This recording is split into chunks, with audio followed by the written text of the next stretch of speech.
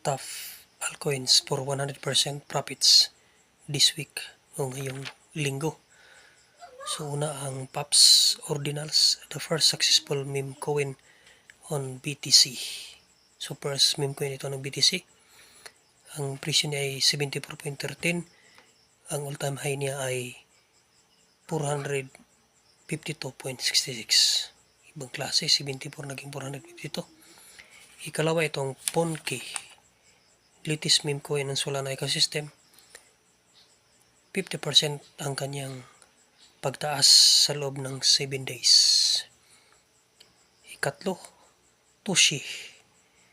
Ito ay meme token ng Base blockchain or the Base ecosystem.